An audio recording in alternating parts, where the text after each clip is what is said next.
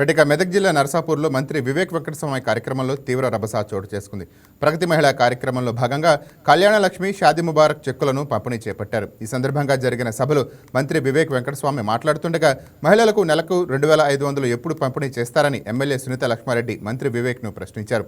మంత్రి వివేక్ స్పందిస్తూ మాజీ సీఎం కేసీఆర్ వేల కోట్ల రూపాయల అప్పులు చేశారని, ఆర్టీసీ సమ్మె కూడా ఆయన పుణ్యమని, కాళేశ్వరం ప్రాజెక్టులో అవినీతి జరిగిందని మంత్రి వివేక్ వెంకటస్వామి బదిలిచ్చారు. మంత్రి వివేక్ మాటల పట్ల సునీత లక్ష్మారెడ్డి అభ్యంతరం వ్యక్తం చేశారు.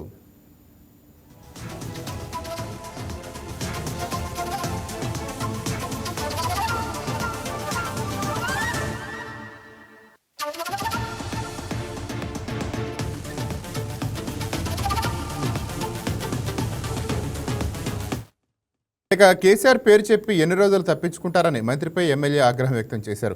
ఇరువురి మధ్య వేదికపైన వాగ్వాదం చోటు చేసుకోగా జిల్లా కలెక్టర్ ప్రతిమా సింగ్ నచ్చజెప్పినా ఎవరూ కూడా తగ్గలేదు. మంత్రి వివేక్ ఎమ్మెల్యే సునీత లక్ష్మారెడ్డిల మధ్య వాగ్వాదంతో రెచ్చిపోయిన కాంగ్రెస్ బీఆర్ఎస్ శ్రేణులు పోటాపోటీగా నినాదాలు చేసుకుంటూ సభా ప్రాంగణాన్ని హోరెత్తించాయి. ఇరు పార్టీల నాయకులను కంట్రోల్ చేయలేక పోలీసులు నానాపాట్లు పడాల్సి వచ్చింది.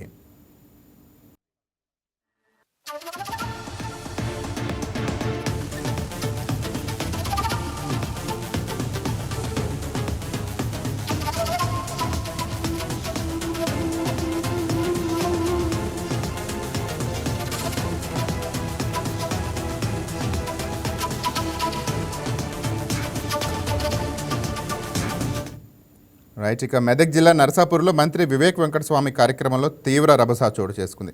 ప్రగతి మహిళా కార్యక్రమంలో భాగంగా కళ్యాణ లక్ష్మి షాదీ ముబారక్ చెక్కులను పంపిణీ చేపట్టారు. ఈ సందర్భంగా జరిగిన సభలో మంత్రి వివేక్ వెంకటస్వామి మాట్లాడుతుండగా మహిళలకు నెలకు 2500 ఎప్పుడు పంపిణీ చేస్తారని ఎమ్మెల్యే సునీత లక్ష్మారెడ్డి మంత్రి వివేక్ను ప్రశ్నించారు.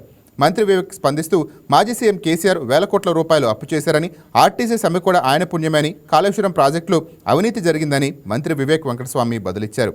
మంత్రి వివేక్ మాటల పట్ల సునీతారెడ్డి అభ్యంతరం వ్యక్తం చేశారు. కేసీఆర్ పేరు చెప్పి ఎన్ని రోజులు తప్పించుకుంటారని మంత్రిపై ఎమ్మెల్యే ఆగ్రహం వ్యక్తం చేశారు.